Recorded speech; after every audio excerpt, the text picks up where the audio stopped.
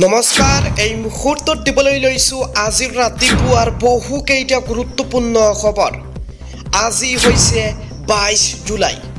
অসমৰ লগতে ভাৰতৰ বিভিন্ন প্ৰান্তৰ পৰা বহু কেইটা গুৰুত্বপূৰ্ণ খবৰ যুগুত কৰা হৈছে। আৰু এই ধৰণৰ খবৰসমূহ নিতৌ চাবৰ বাবে চেনেলটো সাবস্ক্ৰাইব কৰি ভিডিঅ'টোত এটাকৈ লাইক কৰি দিব। তেন্তে আহক দৰ্শকসকল ৰাতিপুৱাৰ খবৰ কেইটা আৰম্ভ কৰোঁ। আজি ৰাতিপুৱাৰ প্ৰথমটো খবৰ হৈছে এটা ডাঙৰ খবৰ। আমি এই মুহূৰ্তত জনাই আছো ৰাজ্যত কৰুণ ঘটনা। 5 শিশু কিশোৰৰ শুকাবুহ মৃত্যু। গা ধুবলৈ গৈ ডকুৱাখানাৰ 3 শিশুৰ মৃত্যু। ডকুৱাখানাৰ চেনিমাৰীত সংঘটিত হৈছে শুকাবুহ ঘটনা। পুখুৰীত গা ধুবলৈ গৈ একেলগে মৃত্যু হৈছে 3কৈ শিশুৰ। মৃত্যু চেনিমাৰীৰ বিশাল নাথ, সমীৰণ নাথ, গোগামুখৰ জিন্তু চুতীয়াৰ। দুপৰীয়াৰ গা ধুবলৈ গৈ এটা পুখুৰীত নামিছিল 4টাকৈ শিশু। কিন্তু পুখুৰীত নমাৰ পিছতই ডুব যায় 4 শিশু।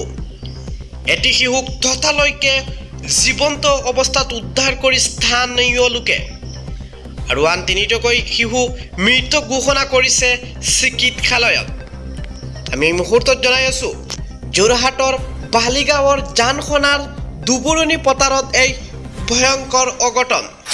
পৰৱৰ্তী খবৰটো হৈছে উত্তৰাখণ্ডত ভয়ংকৰ ভূমিস্খলনৰ ঘটনা। ভূমিস্খলনত তিতাতে নিহত হৈছে 3 কেদাৰনাথ যাত্ৰী। গুৰুত্বভাৱে আহত হৈছে 8জনকৈ যাত্ৰী আৰু উদ্ধাৰ কৰিছে SDRF বাহিনীয়ে বহুকেইজনক।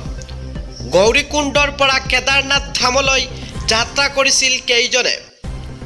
কেদাৰনাথ যাত্ৰাৰ পথত চিদুৱাছাত এই ভূমিস্খলনৰ ঘটনা। উত্তৰাখণ্ডত ভয়ংকৰ ভূমিস্খলনৰ এই ঘটনা সংঘটিত হয়। আজি ৰাতিপুৱাৰ পৰৱৰ্তী খবৰটো হৈছে ৰাজ্যৰ লাখ লাখ টেলিকম গ্ৰাহকলৈ আহিছে সুখবৰ। আমি পুনৰবাৰ জনাই আছো এই মুহূৰ্তত এটা গুৰুত্বপূৰ্ণ খবৰ। ৰাজ্যৰ লাখ লাখ টেলিকম গ্ৰাহকলৈ আহিছে সুখবৰ। অসমত পূৰ্ণ গতিত চলিছে BSNLৰ 5Gৰ উন্নতিকৰণৰ কাম কাজ। অসমত প্ৰথমটো BSNL 5G টাৱাৰে আগবঢ়াইছে সেৱা। অসম নাগালেণ্ড সীমান্ত নিৰ্মাণ হৈ আছে সৰ্বমুঠ 115টা BSNL মোবাইল টাৱাৰ।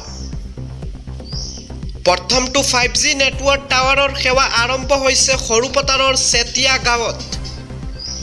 সামাজিক মাধ্যমত এই কথা জনালে সৰুপথাৰৰ বিধায়ক বিশ্বজিৎ ফুকনে।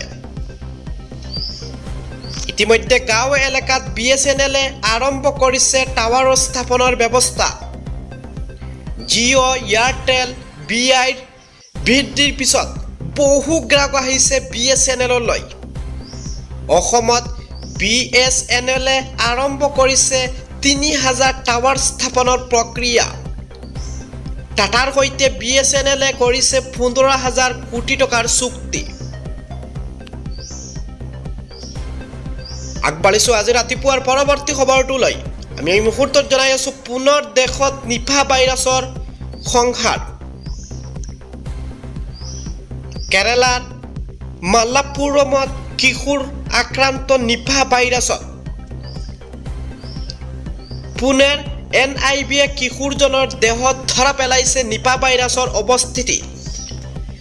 কিশোৰজনৰ সংস্পৰ্শলৈ অহা লোকৰ তালিকা প্ৰস্তুত কৰিছে। মাল্লাপুৰমত 3 কিলোমিটাৰ অঞ্চলত কোৱাৰেণ্টাইন স্থান কৰিছে স্বাস্থ্য বিভাগে। উচ্চপদস্থ স্বাস্থ্য বিষয়াৰে কেৰালাৰ স্বাস্থ্যমন্ত্ৰী বীণা জৰ্জৰ বৈঠক। মাল্লাপুৰমত সকলো লোককো মাস্ক পিন্ধিবলৈ আহ্বান কৰিছে স্বাস্থ্যমন্ত্ৰীয়ে। এই নিপা ভাইৰাছৰ বাবে অঞ্চলটোত জাৰি কৰা হৈছে SOP। এই মুহূৰ্তত জনাই আছো আজি ৰাতিপুৱাৰ পৰৱৰ্তী খবৰটো। অসমৰ চুবুৰীয়া ৰাষ্ট্ৰ বাংলাদেশত জ্বলিছে সংৰক্ষণ বিৰোধী আন্দোলনত জ্বলিছে বাংলাদেশ।